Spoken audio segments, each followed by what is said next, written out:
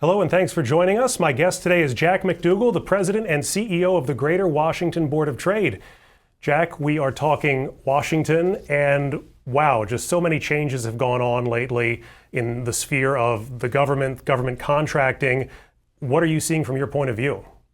Well, thanks, John. It's really great to be here and have a chance to talk about this. So, yeah, our region is undergoing a fairly significant transformation, probably the greatest transformation it's ever seen.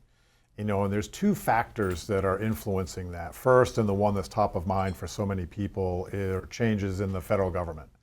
Downsizing of the federal workforce, pulling back on some of the contracting investments, and what does the federal footprint look in our region? So, and that's major, and that's having a lot of impact across the region. And the second, equally and potentially more impactful, are disruptive technologies. In particular, AI, which we know everyone is grappling with in some way, shape, or form. And for us, that's similar to what automation and robotics did for manufacturing. AI will have similar effects on the services industries, of which our region is heavily dependent on. So a lot going on. I want to get into the AI with you a little deeper in a moment, but what are you seeing in terms of the man-made changes that we're going through right now? How's that manifesting itself? So man-made changes as far as budget cuts, reorganizations, things like that. Yeah, so I think one of the things that's really affecting our region is the level of uncertainty, because we don't really know what some of these changes are going to be. It's difficult to follow announcements that are made one day are then potentially modified over time, and so just thinking through that.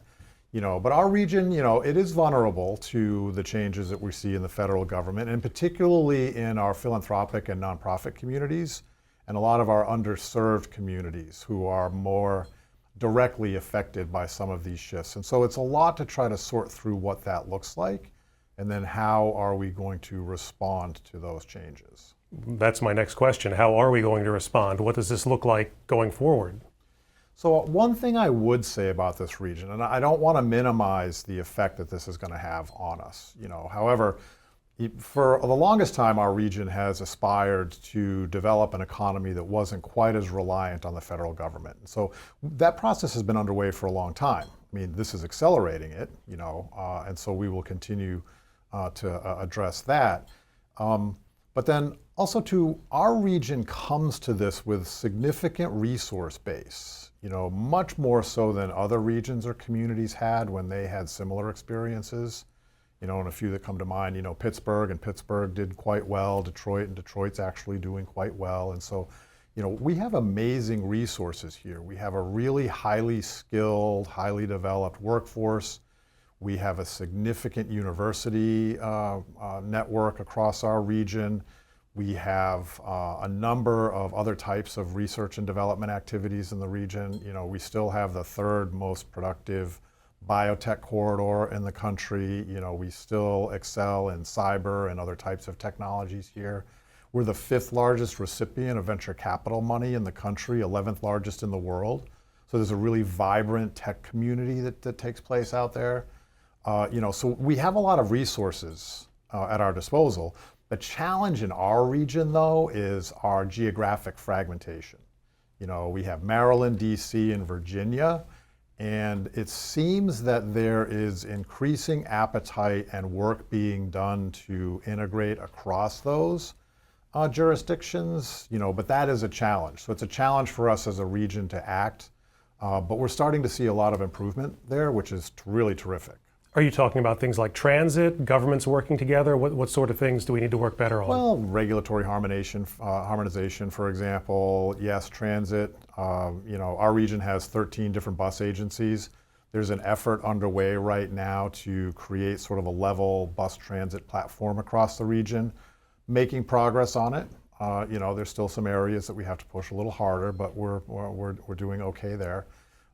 Getting the right types of investment for transit, but housing also, just even on talent and, understanding, what exactly is happening across the region with talent. And so you get different data sets from the jurisdictions. And so there is significant effort underway to try to consolidate those data sets, because unless you know what's going on, it's hard to formulate a really effective response. And so how are we defining open jobs? What are the skill sets that are necessary? How do we align a lot of our workforce development resources and community colleges and others, to provide the needs that workers are looking for, transitioning federal workers as well as others into jobs? And so doing that on a more consistent basis. We would not suggest that we want a homogeneous region. It's not that. But there are some things that we could do much better as a region, and we're making some progress. So it sounds like big picture, you're saying that even though we're the seat of government, the future of our region is in the tech space, perhaps. Yeah, I think tech is going to have a real strong impact in our region. We suspect that we will always have a significant federal government presence here. So it's not going to go away. And so we should leverage and value that while we're creating and growing our economic aspirations in other sectors. And there's a lot of work going on right now in both Maryland, Virginia, and DC to really better understand the current sectors here and how do we grow those, as well as are there other sectors that we as a region could really embrace and grow here as well. So I do think that this region will see not just tech, but innovation writ large. Our region will still have a real strong presence in hospitality and tourism. If you think about our cultural assets in this region and our monuments and our parks, that still is a significant draw for a global audience. And that will still have a real impact on us here. So it still will be a pretty broad-based economy. One thing, when you think about our economy here in the capital region directly, we're the 5th largest economy in the United States. So we do have resources available to us here. Good point. Going back to the topic of AI, is artificial intelligence coming for jobs here in the Washington area, in your opinion? The way I would describe it is that artificial intelligence may not be, but somebody who is equipped with artificial intelligence will be. And so it's in everyone's interest to figure out how it is that they will work with, use, and learn to coexist with artificial intelligence. Will it take some jobs? Yes. And it will likely take a lot of traditional entry-level and rote types of jobs. We're already seeing it. 30% of code now is being written by artificial intelligence. So that's a change. So we'll have to see then what those pathways look like. But the jobs that will include people will be more creative, more complex. But you will need AI as a tool to do those. How does everything that we have discussed trickle down to the small business level? Well, everything affects small businesses, and small businesses have a huge presence in our region. In fact, our region has about 1.5 million small businesses. Put that in context, so about 1 million of those are sole proprietors. And it's also really interesting, we're seeing a number of federal employees as they're leaving their federal jobs are starting their own businesses, sole proprietorships. And we would expect to see that trend continue, which is pretty interesting. And then there's about 500,000. We define small businesses as less than 500 employees. But that really is the backbone. Try to pull the data together. That's probably about 95% of all establishments across the region are small businesses. And then the other 5% are larger businesses. So they really do have the real bulk of the business presence across the region. And so they're struggling with all this too. Not so much, the mom and pop shops are a concern, particularly, delis and dry cleaners and others as foot traffic changes, as other things happen. They're being affected by all the downstream effects. But other companies as well, contractors, startups, restaurants, they're all part of this equation and they're all being affected by these changes. No matter what industry they're in, they're all being affected by these changes. And so, it's really hard because they don't always have the internal resources necessary to get out in front on some of these things. So they're going to have to be even paying more attention to and working with organizations. I would encourage small businesses to really think about, opportunities like the Board of Trade, chambers, and other places where they can be really talking with their peers, learning, adapting, finding ways to use technologies more effectively, looking for other opportunities. Because now more than ever, you've got to be all in and really networking to be successful. Yeah, how can technology sort of level the playing field for these small businesses? Well, when we saw when the internet first came out, that allowed a lot of small businesses, for example, can go to online marketplaces, and now they're selling their product all over the world. They never had access to channels like that before. So we've seen a lot of advantages for small businesses to do that.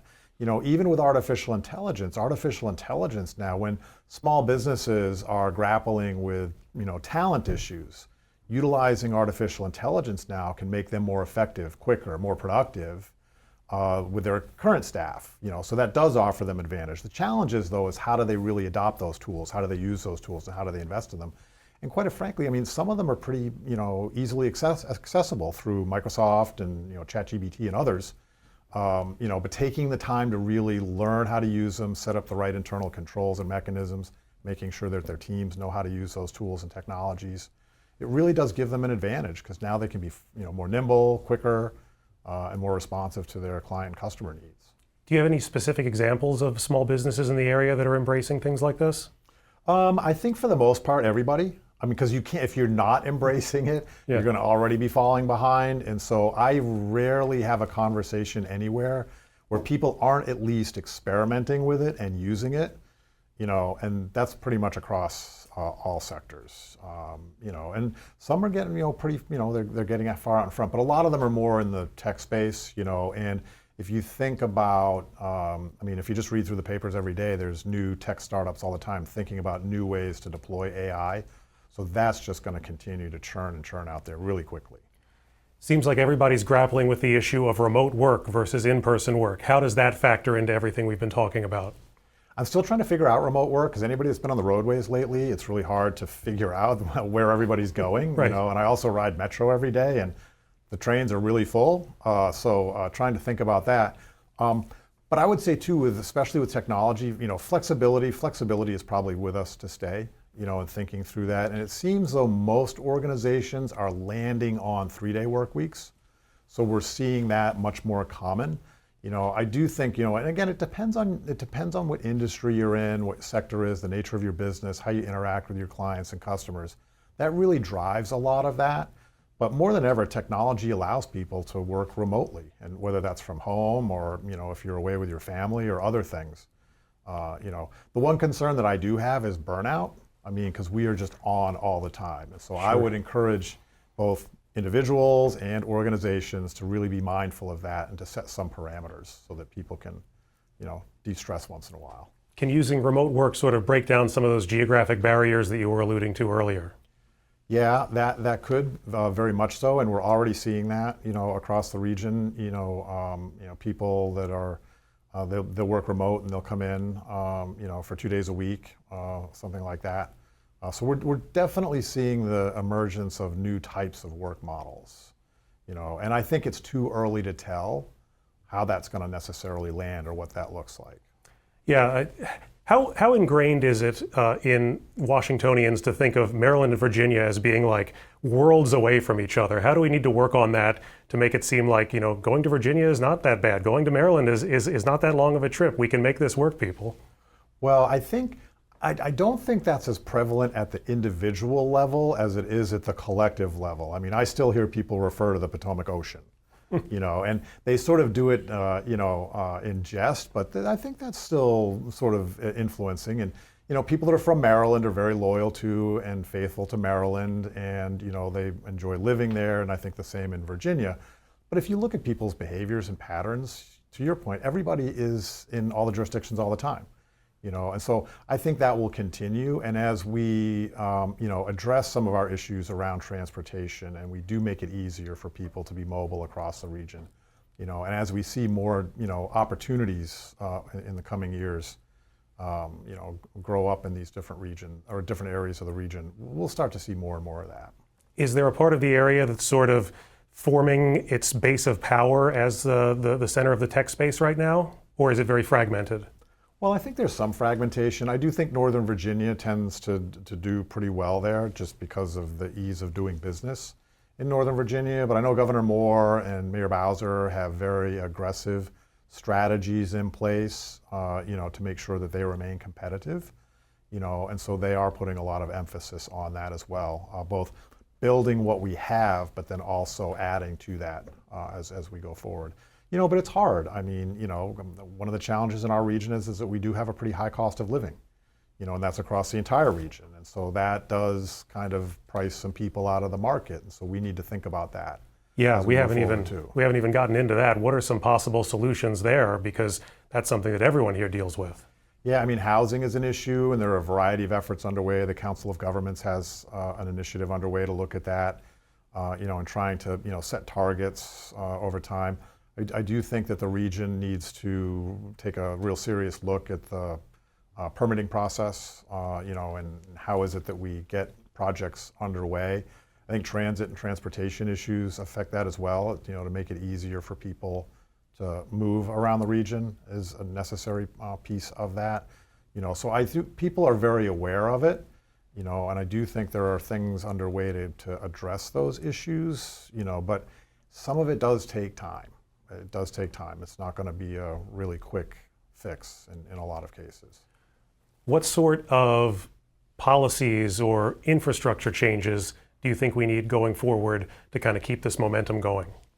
I think, so there's two things. We have to balance, from a regulatory perspective, we still want to ensure that we're getting the right outcomes, that we're protecting our residents, that we're, putting all the right constructs in place, but we've got to move fast. And so we would encourage policymakers to really think about how to move more quickly.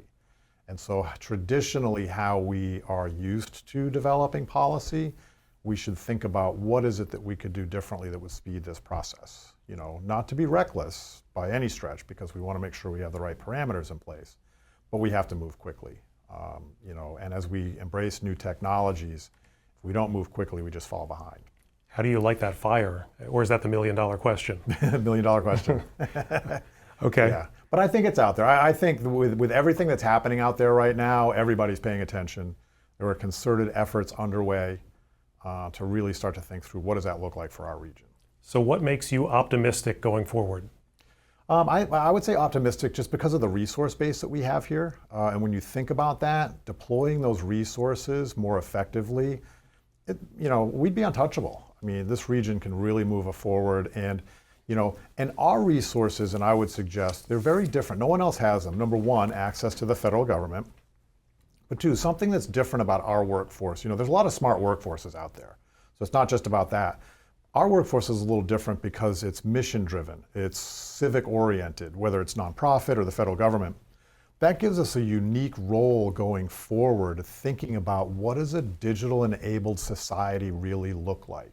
And so if we can get out in front on the policy side, the regulatory side, the technology side, the capital and investment side, that's a really unique combination that no one else has. So how do we leverage all those component pieces? That could be an amazing aspiration for us and how we can push on that. And we have all those pieces here. Sounds like it could lead to, not to use too big of a word, but a boom. Could be a boom. Yep. That'd be nice. Yep. And, booms are always good after bust, and I wouldn't, so we're going through a little downturn right now, but I think the upside potential is really strong. Well, thank you, Jack, as always. All right, great. No, thank you. And I would like to thank today's guest, Jack McDougle, the President and CEO of the Greater Washington Board of Trade. I'm your moderator, John Aaron. For more on this discussion, visit WTOP.com and search Small Business September.